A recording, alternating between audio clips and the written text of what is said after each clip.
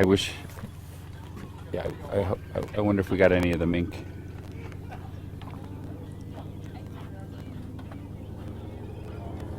Okay.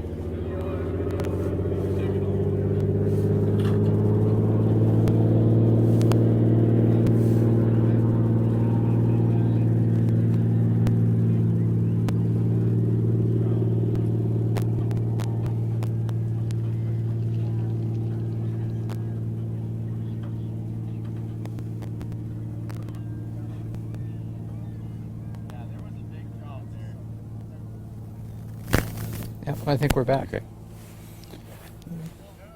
It appears we are back, and if we sound robotic, let us know, and we'll try to get that fixed.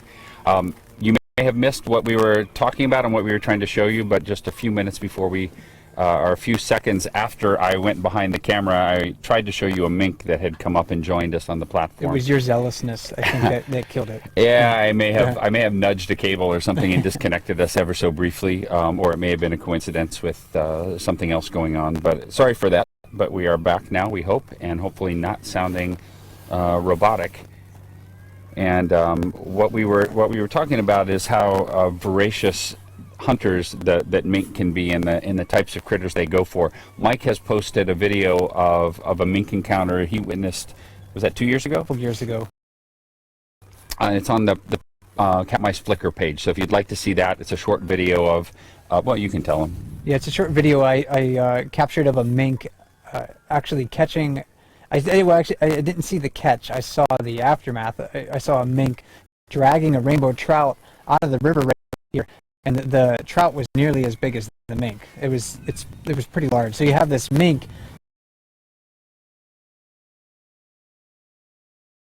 And it seemed to get stashed under the platform because then it took off right after that. But I tried to slow the last few seconds of the video down so you can get a really good look at the mink with the fish kind of in its mouth as it's dragging it through the grass. So definitely voracious predators. They like habitat that we have right here along the Brooks River. It gives them forest where they can hunt small rodents in, but it also gives them aquatic habitat where they can hunt for fish. I think you had mentioned during the time where we were cut off and didn't realize it about how they are partially aquatic. They're not like otters. They don't spend a lot of time in there, but they are comfortable in and around the water, and that's why we see them here. And I think even a few years ago we saw one dragging a merganser underneath the bridge entry. So yeah, pretty voracious predators and really fun to watch. Sorry I killed the feed on that, but if you've been following us on Periscope, you could go to a Periscope that Mike did also while we were setting up today, where he recorded that. And I don't know how long Periscope keeps them there, but it would be on explore.org's Periscope account where you can look for that. And that was pretty cool to see it. So amazing to see it again up here on the platform with us. When it showed up, we were talking about the play date that Holly and her cubs and that unrelated family had together, and we do have video of that we use in training to talk about it. It's an unusual thing. There were other aspects of that question that were asked. Let me get back to those. They were worried that Holly might have gone after the other cub, though she seemed really disinterested in it. And asked if we had seen this sort of thing before, and have play fights ever escalated into real battles. Oh, I think they probably do. Just like when you're kind of wrestling with your brother or something like that, and you twist his arm a little bit too much, and he's like, "Hey, I don't like that." "Oh yeah, too bad." And then you just start shoving back one another. So I think that probably happens with bears as well. Most of the time, it's pretty good natured, but even with adult bears, every once in a while you'll see them sort of jawing with one another and wrestling and pushing each other off, and it seems like, yeah, where every once in a while one will just hit the other one just a little bit too hard, and that one takes exception to it. They never escalate into a full-fledged battle where they're really trying to injure one another like they would do if they're competing over a female or a fishing spot or something like that. I think they just kind of break off the encounter after that and say, "This sucks, I'm not participating in this anymore." And we do sometimes see some rather serious injuries that come about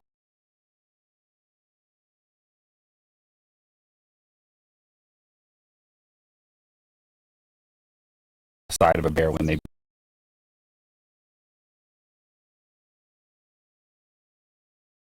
when they're always, they're amazing animals. There is a question about the spring cub, which perhaps is the one we're seeing being chased around by 503 out there. I want to know if we know who it belongs to, and do we have any plans to intervene?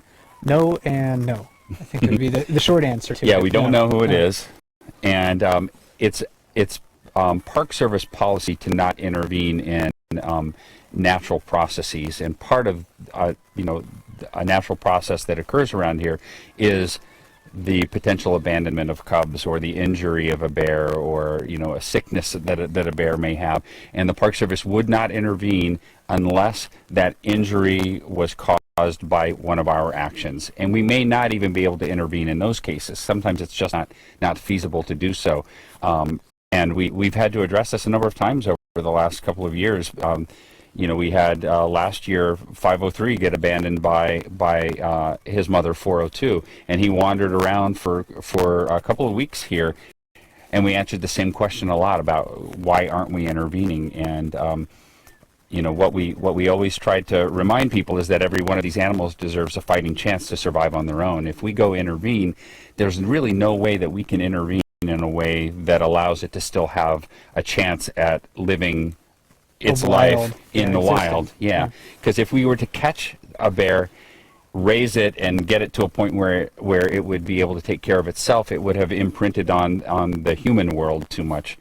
So it might be seeking out the company of humans, or might be attracted to these areas where we are because it smelled humans on the food that it was given while it was in this center where it was being rehabbed. So it could never be returned to the wild here, and typically is just not something that the Park Service does unless there isn't a man-caused injury involved. So while it's difficult to watch, if it happens again and we see this bear wandering around, that can be difficult to watch, but it doesn't always turn out poorly. I mean, 503 is an example of where, through his ingenuity and strength or cleverness, or maybe just dumb luck, he managed to survive this pretty precarious situation that he found himself in. You mentioned just a little bit ago about how these animals are really, really tough. Yeah. So we've seen them persevere through very significant injuries, what looks like broken legs, broken jaws. I mean, they don't have a choice to do anything else. They have to get on with the business of survival. So a small cub is very vulnerable, and we're not going to tiptoe around anything. I mean, it faces a lot of odds, a lot of competition from other bears, from other wildlife. It doesn't know nearly as much about how to survive in the bear world as an adult bear does. So the odds are certainly against it, but we've seen bears overcome very great odds in the past. So here in Katmai, we're protecting sort of the phenomenon that we see. We're protecting habitat for large concentrations of protect every bear from other bears. That's just kind of part of the bear world, and I think it is only fair that we give these bears a chance to survive on their own, and this population of bears an opportunity to evolve on their own without sort of us intervening. Have we been able to identify the limping sow with the 3 cubs of the year? Well, yeah, so Leslie, and if we've mentioned her at the beginning of the chat. If you're not familiar with who she is, she's Katmai's bear monitor, and she is specifically tasked with watching the bears here on the Brooks River, and during monitoring sessions, identifying what bears are doing what, where they are, how often they're seen, how many offspring that they have. And I think she ended up identifying the one that's limping as a known bear. It's a bear that we saw last year on the cams, a female that had a limp the past 2 years, and she's number 451. She's not the only female around with 3 cubs, though. There's 132 that has 3 yearlings, and then there's several other bears with spring cubs as well. So we've been seeing a lot of family groups recently. And we saw that other set of spring cubs yesterday.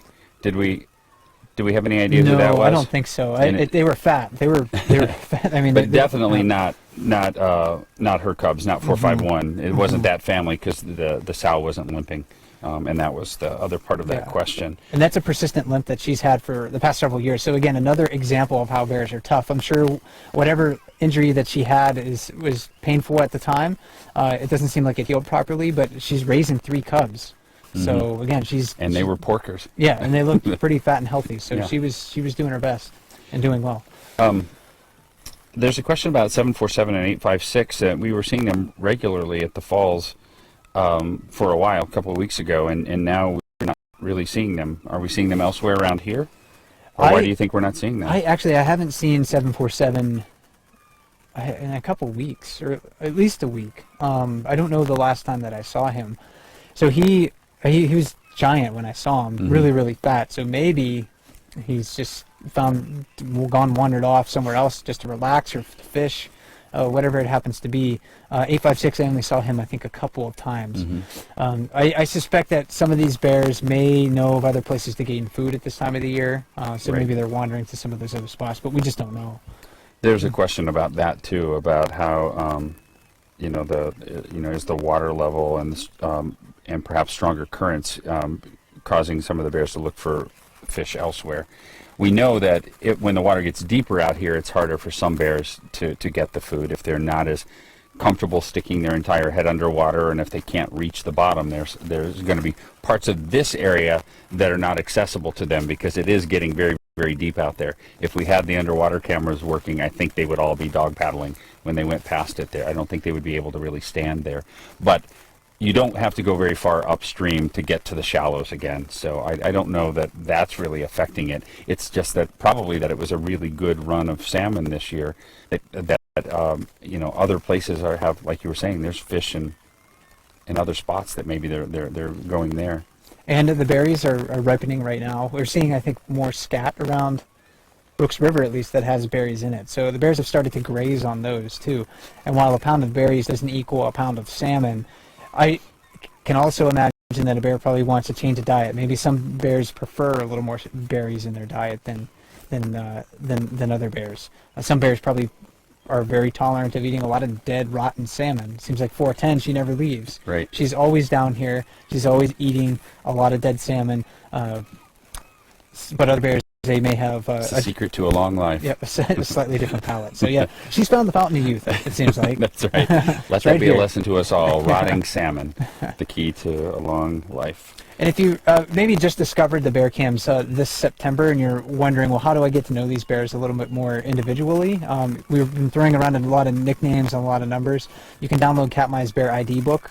There's a link to it in the About section underneath the main video feed on explore.org. You can also just go directly to Katmai's website and find it in the ebook section there. And you can download that book and get to know a little bit more about these individual bears. And while we're on a little break right now, it's about halfway into our hour-long chat, including our restart that we had to do. I want to take just a moment again to introduce ourselves. My name is Roy Wood, and I'm the Chief of Interpretation for Katmai National Park and Preserve. And I am Mike Fitz. I'm a media ranger here at Katmai. And we're here talking to you live from Brooks Camp in Katmai National Park, courtesy of the partnership that the National Park Service has with Explore.org, the people that run the cameras for us and make these live chats possible. And what we're trying to do is answer as many of your questions as we can get to. We still have a good number of them in the queue. I'm not sure how many we've gone through and how many we have to go yet, but there are quite a few to answer. If you yourself would like to ask us a question, what you need to do is go to Explore's webpage. If webpage explore.org, go beneath where all the webcam icons are, and you'll see a chat window. You can log in and post your question there. Ranger Jean is standing just off camera here, and she will review those questions and forward them over to us, and we'll be reading them off of the iPad here and trying to answer them. We can normally get to about 20. We maybe are at 5 so far. Oh, really? And okay. And so we'll try to pick up the pace a little bit, but we always like to give answers to everything, because I think so much of what we talk about really deserves a more in-depth. Yeah, I mean, it's bear behavior oftentimes is very nuanced. The gathering of animals that we see here is very nuanced, and then we have things like minks show up. We don't want to pass up those opportunities to talk about those creatures. Let's see. So I answered that one. We were just talking about bear IDs. Have any new bears been ID'd in the last week or so? Well, new bears are showing up, I think, almost on a daily basis. That doesn't mean that our bear monitor Leslie is seeing them in her session. So if a bear just walks by right now and I see it, that's not going to count towards our data because it's not seen in an official monitoring session. Because if we were just to count every bear that everyone's saw in the park, then our data set would be useless. We have to be very careful about how we're collecting that data so it's repeatable, it's testable from year to year. So over the past week, well, we have 451, the limping female with 3 cubs. She showed up. I'm sure there's others. Well, did we get an ID on the bear who gave that quite a show last week or early this week? Bear, and she wasn't able to recognize it right away.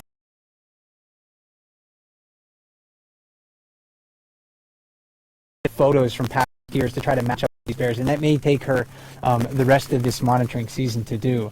And so we might not know until October or later. It just kind of depends on her workload, how much stuff that she has. And so if it is a new bear, one that we've not seen here before, it would get a number. Do we know what the next number is? Do we? I don't know if we know the next number, but it'll be in the 600s. It'll be 600s? In that. Yeah, okay. Yeah. So last year was in the 500s. This year will be in the 600s. Okay. And actually, if you wanted to know more about the bear monitoring program and how that works, I'll be interviewing Ranger Leslie next week. I think it's. I had it preliminarily scheduled for Tuesday morning. Is that scheduled on the Park Service website? It's not scheduled yet. I just talked to her before the broadcast. She was just on the platform, so I went over and I asked her. So it's a tentative schedule, but Tuesday, maybe the 29th or so in the morning, I'll try to interview her right after she's done one of her monitoring sessions. So we'll actually have a data sheet that we can take a look at, ask her some really specific questions about how she does her work, and what she's seen this summer and what she's learned about the animals. That'll be great. Yeah. Last week, or was it the week before now, it kind of starts to run together after a while. We had a moose that wandered through the campground. Have we seen any other moose around here since it tore through the electric fence? There was a moose when was that, Gene? That was... I don't know. It was not... Yeah, a few days ago, there was a moose that was seen on the Lower River camera. Okay. And I know we saw some moose tracks on the road.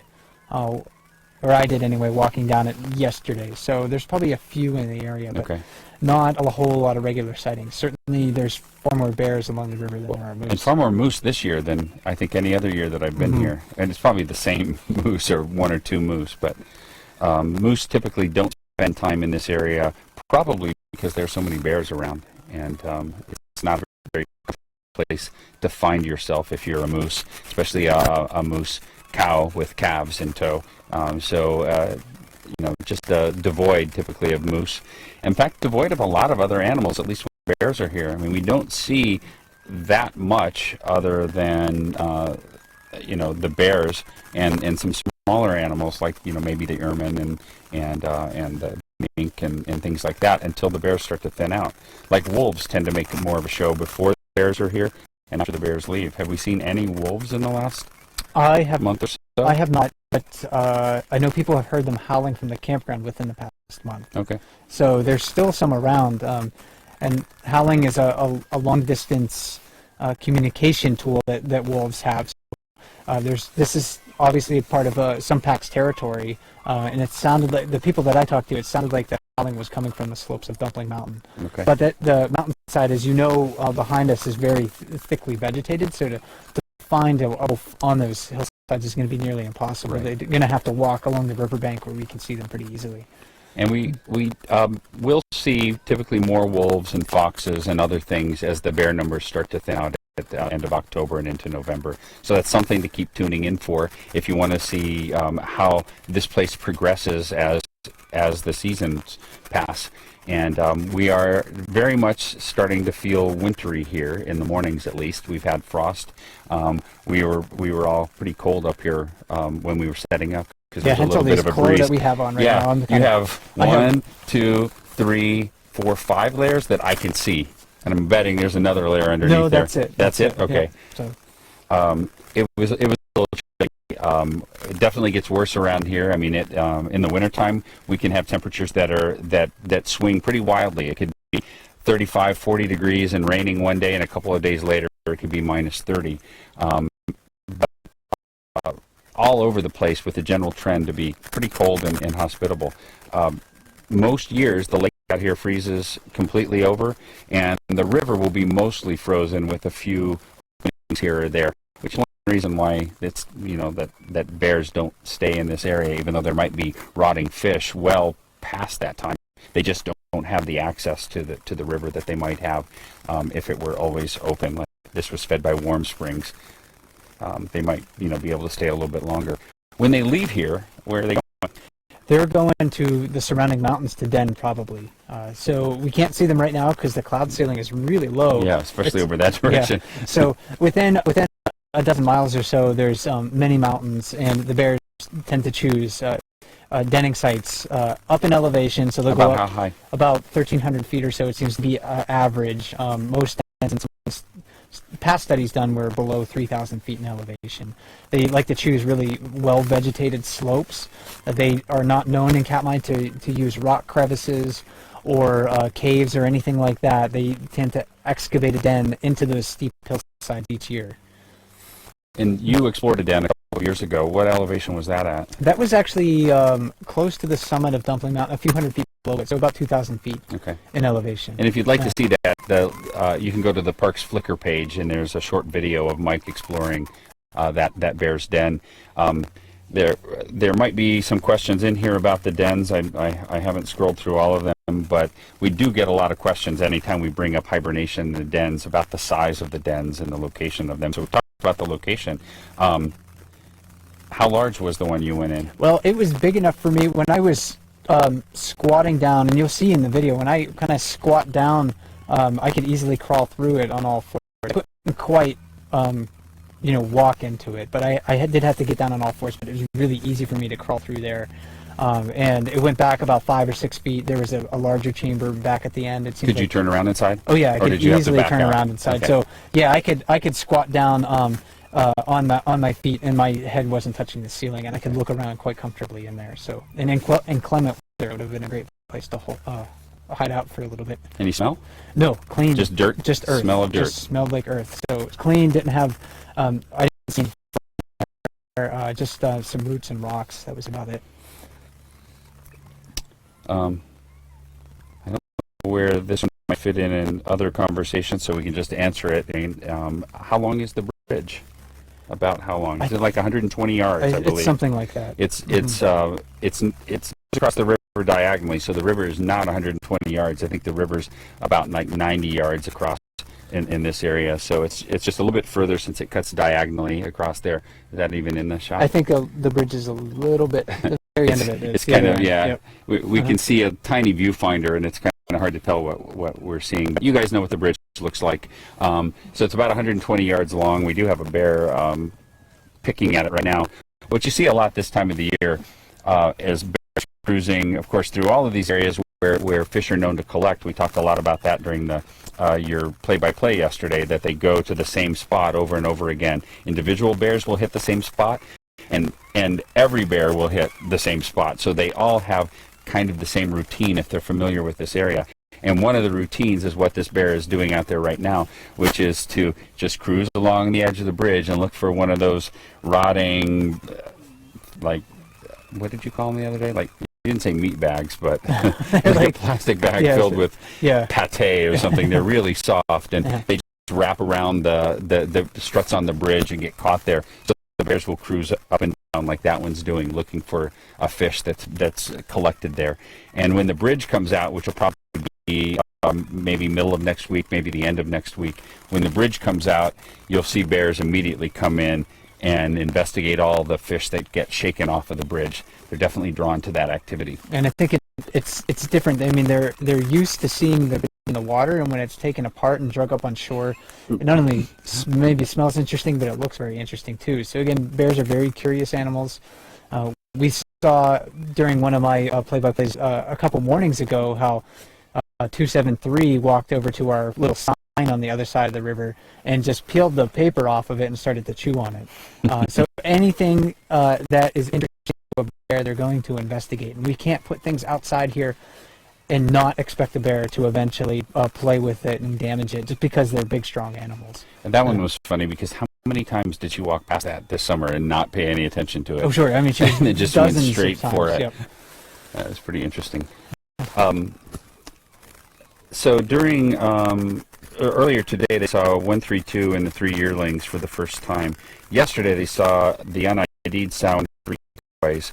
Do you expect to see new bears showing up for the next couple of weeks? Yeah, and yesterday morning we saw that one female with 2 spring cubs that walked by, and that was different than the female with 2 spring cubs that I saw in the evening. So at least yesterday I saw 2 new bear families that I had not seen before. What are we up to now, number-wise, bears? Leslie thought there was about 20 that she's seen in session. Okay. I suspect, again, that there's a lot more in the area, but again, for her to count it, she has to see it in the session. So she had one that we lasted from 2 o'clock to 4 o'clock, so she ended it just before this broadcast.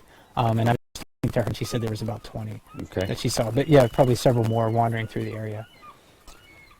There's a question about hibernation, and we talked about it just a second ago briefly, but what sort of triggers the bears to go into hibernation around here? I mean, obviously temperature, probably availability of food, anything else? Day length? Yeah, day length. I think all of those things combine to drive them and their physiology to start to switch over. I think their physiology is pre-programmed to switch over at the right time of the year. Day length may trigger that. Maybe there's some hormonal changes that get tripped by the shortening days, but certainly food availability is maybe one of the major influences that drives bears to go start to hibernate. If there's a lot of food around, then maybe they'll stick around a little bit longer. It also depends on whether you're a female, depends on if you're a young subadult bear, depends on if you're a male, depends on if you're pregnant too, if you're a female bear. There's another play fighting question. We've seen 32 Chunk playing with 879 this season. Is there a hierarchy for playmates where bears will only play with other bears with a similar dominance level? Well, I think, if a bear, it's hard to say, but if, a bear that's not, like a young cub would never play with a big adult male. They're going to be terrifying. Yeah, they are afraid of those bears. They want to stay away from them. They know that those bears are competitors. Those are threats to their safety. So yeah, you probably do choose a playmate that's sort of within your class, I guess, in the hierarchy. So adult males maybe are more likely to play with other adult males. But we've seen males play with females too. That happens. But it seems like they tend to play with the same sex more than they happen to play with the opposite sex. There's a personal question here. What's been your most memorable moment from this year? From this year? Yeah. Well, that's a good question. From this bear year? Yeah. Not vacation. Yeah. I'd have to think about that. Well, I would say mine was seeing Holly and her non-traditional family reappear, because that's just such an unlikely thing to have ever happened in the first place, and then for her to be successful and come back with them again, that's something that I will take with me forever. And I think that ranks up there pretty highly with me. I also just like to see, every year I just like to watch the phenomenon. I just like to go up there. I was up there, I think, almost every night in July watching the evening. So that's always really special to me. Seeing 854 Divot come back this year and looking as fat as she is. That felt really good too. That's pretty satisfying. Yep. You can read the backstory about how we removed the wire snare from her on his blog. There's also a video on YouTube about that. So those sorts of things, when we see these animals coming back and we get to see their stories continue, that always is very interesting to us. It's when a bear doesn't return, we're always sort of left with, I think, a question mark, like, this bear did this, and then we never saw it again. So when that happens, it's always like, it always feels a little unfinished to me. Like, I don't really know if it's dead. I don't know if it went to a new area. And it almost always is unfinished with bears. I mean, it's extremely rare that we see a bear die and have that full closure to its life. I mean, One Toe and Tundra are about the only ones. Yeah. And other like random cubs that Lurch has dispatched. There's always that mystery at the end. There's that mystery of what they do every year when they go into their dens, which is one of intriguing things about bears. We see one small part of their lives here at Brooks Camp, and the rest of their lives are almost a complete mystery to us because we don't follow them around. They're not radio collared, and even if we did, that wouldn't give us probably the knowledge of the individual bears that we're looking for, because we always want to know about that bear or that one, not as a species. But yeah, like really some cool things that we've seen this year and last year, and we it's nice to have those storylines continue over to this year. I do wonder what happened to Divott's cub that was with her when we were doing the removal of the snare, and we'll never know unless we do DNA on it. And we are still hoping next year to commence a study on the DNA of the bears of Brooks River. Not sure exactly what form that will take at this point, but we have some people that will be doing that work for us, and as we get information from that, we hope to flesh out the family tree and share that with you guys, because I think you'll be really interested in knowing about the parentage as much as we are. Maybe some that we can't figure it out on, but at least it's a start. And this sort of leads into the science question here that we have next is, are these cameras and observations by so many people helping to advance the science and understanding of bears in any way? And there's a follow-up, but I'll wait and ask that. And well, we don't really have a formal system of, I guess, citizen science set up for the cameras. I think we would like to do that. So we need to definitely do some more thinking about that. The advantage is there's thousands of eyes watching the river at any one point in time, and people see things that we don't see because we're not out as much as and we can't afford the internet here to watch like you guys can with your unlimited fast internet.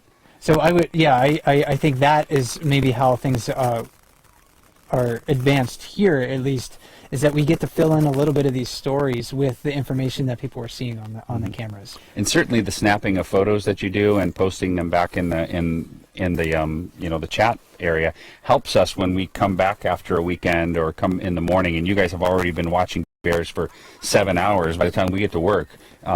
That really helps us to catch up, and then we have taken that information to Leslie and to others to say, hey, look at this interesting thing that happened. And cam viewers were instrumental in us documenting Holly's adoption last year, and Divot appeared with the wolf snare around her neck just right across the river from here at one point. So there's that informal, not quite anecdotal, because there's a timestamp on all these videos. We know when they occur, but that informal aspect of this that I think is helpful. And the fact that Explorer is recording all of this too. I mean, we have terabyte after terabyte of footage of every camera all the time, and they're trying to figure out a way to make that footage available to everybody. And I think if you can pay students to sit there and watch these videos and count how many fish the bears are catching, or how many times so-and-so steals a fish, I think all of that knowledge is potentially there in these cams, and people might start to use it. Yeah, if we can somehow crowdsource this stuff, I think so there some people would figure out some really interesting stuff.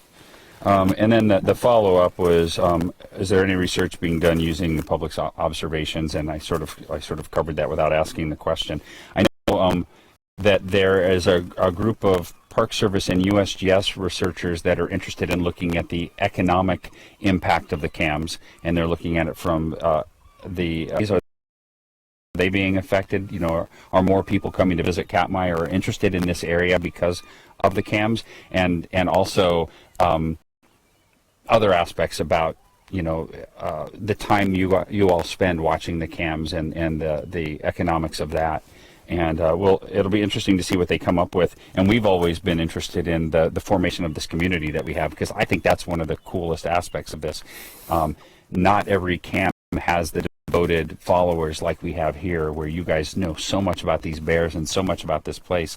And it's been really fun to be a part of that, watch that grow and turn into this just amazing community that we have here. And I know you've enjoyed that too. Certainly. So this one's specifically for you. Great. I actually skipped one. I'm going to be put on the spot twice this chat. Well, it's rangermikeorexplore.org. You have previously told us that males will do an exaggerated cowboy walk when they are interested in mating with a female. It seems that the male who was trailing bead nose and 410 today was doing that cowboy walk.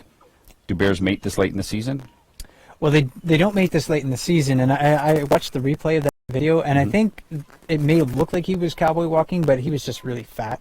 Okay. I think his thighs are kind of rubbing together, so he had to sort of exaggerate involuntarily his walk. cowboy walking. Yeah, and because especially 409, who was walking in front of him, was kind of also doing that as well. They're just they're carrying so much weight on their bodies now that I think they just might exaggerate their steps a little bit to walk. But that was a very entertaining interaction to watch. I don't know why they all came together like that. I missed the beginning of it. Maybe one or more bears were just together. It seemed like they kind of didn't want to be necessarily very close to each other afterwards, or at least maybe the male wanted to follow the females. Maybe it was just out of curiosity. I don't know, playfulness. But it was interesting to watch, and it was a parade of big fat bears walking right down the road, right behind us. I'll have to look that up later. Yeah. The question is, I know it's been mentioned that male bears tend to have a wider home range than female bears. Therefore, female cubs raised in the Brooks River area may be more likely to return to Brooks River when they are subadults than male cubs.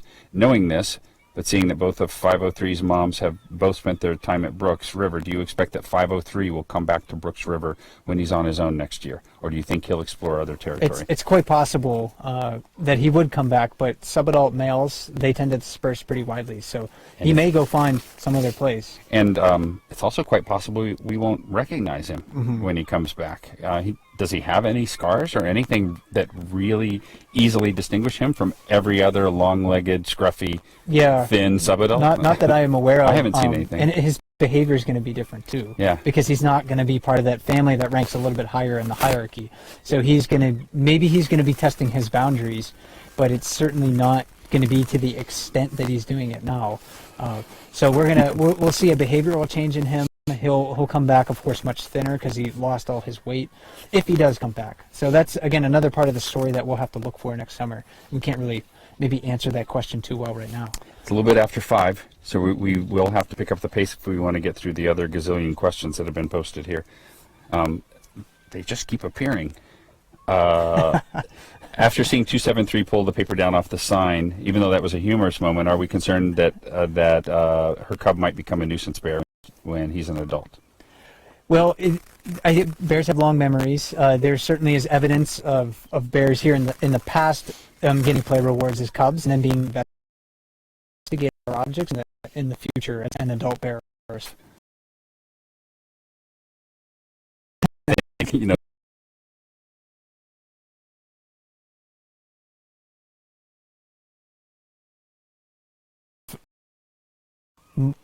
The temptations from the bears. We're trying to make sure that we don't leave things laying unattended on the ground for bears to find and come to play with. We can't remove all temptations. It's just impossible. Unless we were to completely remove ourselves from this area, we wouldn't be able to do that. But yeah, there's certainly the possibility that it's going to continue or learn about those things and remember those things in the future. There's a question about, is it possible to put some cam up facing a den site so that we could get them going into their dens? Unfortunately, we don't know where they're going to den. They dig a new den every year, so sticking a camera up facing a hillside, might take us years to actually capture something. And the logistical challenge, the technological challenge of finding a spot thousands of feet up the side of that hill when it's snowing and having a camera there and have it be powered and connect to the network, just not likely. Extra hurdle of wilderness designation. Yep. Almost all of Katmai is officially designated wilderness, which excludes a development, except in certain cases. And you have to, if you want to put a new installation in wilderness, you have to jump through a lot of hoops to do that, because we want to preserve the wilderness character.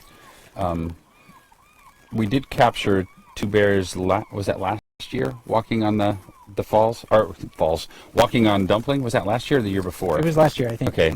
So they may have been headed to their den. I just got distracted because there's the bear sitting over here, just totally enjoying himself. Do I dare turning the camera around? Maybe let me answer these. I think we can get through the questions here. It's 5:06 right now.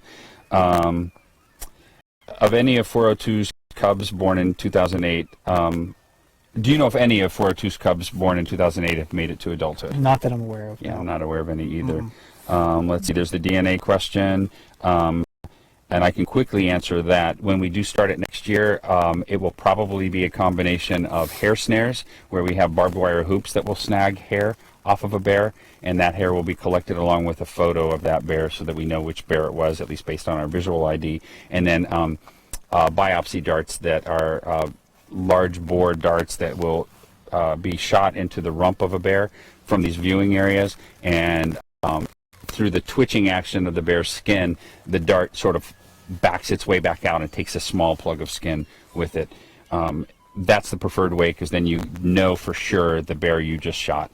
But once we get the details on that, we will definitely share them with you, because it'll be a really fascinating thing for you as well as us to be a part of that process. When Holly or any mother cub kicks her cubs out, or when she comes into estrus in the spring, does it happen in the den, or when does it happen? It happens after they come out of the den, and it may happen within a couple weeks or so. Maybe it'll take a little bit longer after they come out of the den, but it happens after emergence in the springtime. I think one year we came back to Camp in May, and we saw a mom and 3 really big cubs playing around with one another right near the lodge. And then next time we saw that mom, she didn't have cubs, and that was middle of May, so it may not happen until later at that time. Water level keeps rising at the falls, and the reason for that is that it's been raining a lot, and the rivers around here dump into lakes like Lake Brooks, which then drains out to form Brooks River, and that's why the water level's been rising there, and that's why Backpacks Rock has been mostly covered, or approaching the point where it's mostly covered right now. So I would expect that the water level is not going to keep increasing, because each day as it gets colder and colder, more of that rainfall or more of that precipitation falls as snow rather than rainfall, as the snow line creeps down the mountain. So at some point we're going to reach a point where it's all sequestered until next year, when the spring runoff occurs.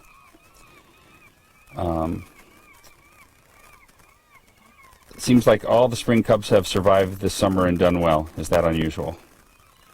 Well, that's the ones that we see. Yeah. It's not necessarily unusual. We can certainly expect spring cubs to get lost or die for a variety of reasons. But and we have the one lone one around yep. here, so it didn't go well for everybody this year. Yeah, so it's not necessarily unusual, but I think maybe it was just a coincidence this year that the bears we saw happen to have their full complement of litters right now. But we do have many new families walking into the area. Have we ever been able to follow a certain cub from getting abandoned as a spring or yearling cub into adulthood? I can think of 2 right now that for sure we've been able to do. Tundra, who had a prominent scar over her eye, and we were able to follow her as from cubhood to adulthood until her death last year, and the same with Backpack. Yep. So there are some where we can do that.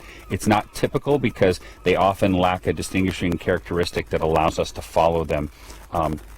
For many of us, subadults all look the same. They're kind of long-legged, scruffy, skinny.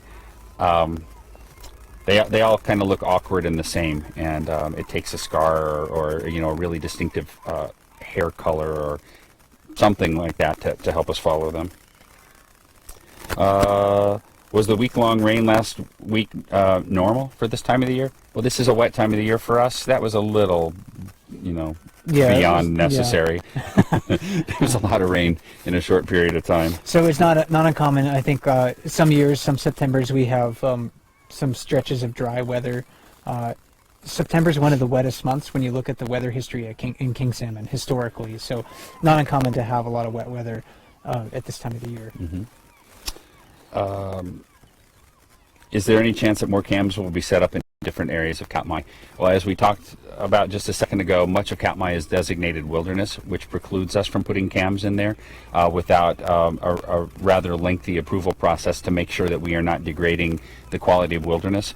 So you might see, if somehow we manage to overcome bandwidth issues, you might see more cameras in this area running simultaneously, like the underwater cameras running at the same time. These cameras here at the lower river are running, and at the same time the riffles are running. But I don't know that we can really afford the bandwidth or the cost of the technology and the network and the power supplies to spread out much beyond this. We do have the camera in king salmon on the Naknek River that we use to watch waterfowl and whales in the spring. So that's something to look forward to this spring, as these cameras are typically down in the spring. And to save power, we may actually have to turn like one of the lower river cameras off. Yeah. And if that happens, we'll probably have enough bandwidth to turn on the Naknek River Cam this fall. So we'll have to see how it goes, but that's a possibility. You can maybe see the river freeze over time. That can be interesting to watch on a daily basis. Just a little bit more ice, a little bit colder each day, a little bit darker. This person has been reading a book by the Craighead brothers about the research in Yellowstone. They mentioned that the dens were lined with pine boughs. I've heard no mention of that with Katmai bears. Well, we don't have pines. Yeah, yeah. No, we do have spruce, but the bears don't typically den in habitat with spruce, so they probably aren't going to be using that. And the dens that I've explored, for whatever reason, they're pretty empty inside, except for the soil. Yep. So maybe that's I don't want to say like a thing that's associated with the bear culture. I don't think that's really the right term in Yellowstone, but that population, maybe that's something that's learned or ingrained within that population that's not here. I've talked to people who have explored black bear dens, and one person who I worked for a few years ago said that she saw a black bear den with a deer skin in it. It's like the bear pulled this skin in, and it was almost like it was a blanket inside of this inside of this den. So bears in different areas of North America will use things to line their dens occasionally, but it doesn't seem like that's happening here, at least from the dens that I've explored. And the only time I've ever seen a bear like making a bed other than digging a belly hole, if you want to call that a bed, was Beadnose up at the falls, dragging vegetation underneath the treehouse, this covered area that we have when it was raining one time, and then napping on it. So not something that we typically see around here, but fascinating nevertheless when you do. Two more questions to answer, and then we will be out of here. Next one is sound. We're going to be turning the sound back on at the falls, because we did mention that we might do that before. Right now, the issue we have up there, other than maybe some tweaking of the mic cables, is that if we turn it on, it involves more of a power drain. And I think this time of the year, we need to be very aware of the fact that we have a limited solar budget to work with.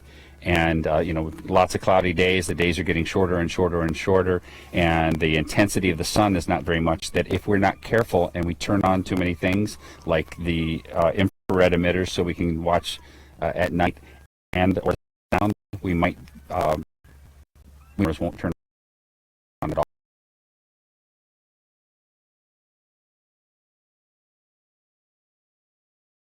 Everybody is out of here in mid-October, we may be turning on a microphone that's directly underneath us here, and then you'll be able to hear some of the winter sounds that are around here. But that's just a real problem out here when everything is run off of solar in this area. There's no way to recharge it other than the sun. I think viewers will have to view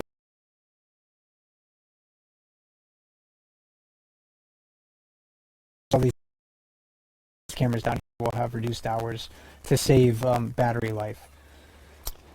And the last question we'll answer today is about donations. And is there a way to make a donation to the park?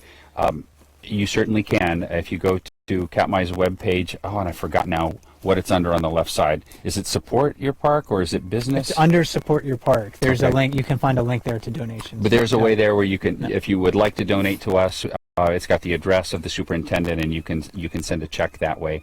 One of the great things about this partnership with Explore.org is that they fund all of the expenses with the camera, and even give us generous donations on top of that. So they pay for the internet, they pay for all the equipment we use, they pay for the network back end, which is incredibly complex and no doubt incredibly expensive to allow all these people to stream it.